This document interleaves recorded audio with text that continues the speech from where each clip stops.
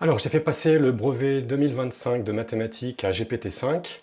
Il a obtenu 94 sur 100. Voyons ce que fait maintenant GPT-4o dans les mêmes conditions.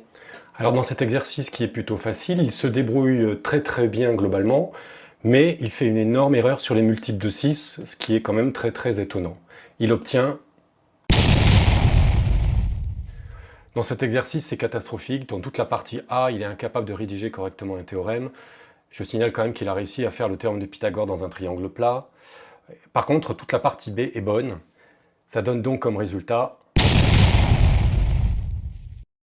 Alors dans cet exercice, tout est parfait, sauf l'exercice numéro 4, où il réussit à faire 6 fois 9 divisé par 2, alors qu'il n'y a pas 9 dans les longueurs du triangle, donc je ne comprends pas bien. Ça donne un résultat de...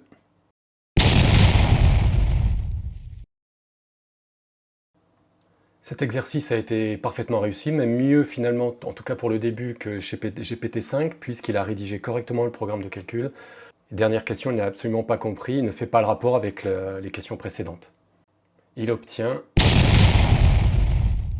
Dans ce dernier exercice, il a parfaitement fait tout le début. Par contre, la dernière question, il faut trouver les deux courbes qui se croisent. Alors, il dit bien qu'il faut trouver l'endroit où les deux courbes se croisent, mais par contre, il trouve qu'elles se croisent à 80 mois, ce qui est complètement faux. Il obtient... Alors, ça donne quoi maintenant? Résultat final. Voilà, donc un résultat nettement meilleur pour GPT-5. On voit que notamment sur la rédaction du théorème de Pythagore, ça a été parfait pour GPT-5. Il y a moins de grosses boulettes aussi pour GPT-5. GPT-4o par moment dit n'importe quoi, c'est assez étrange.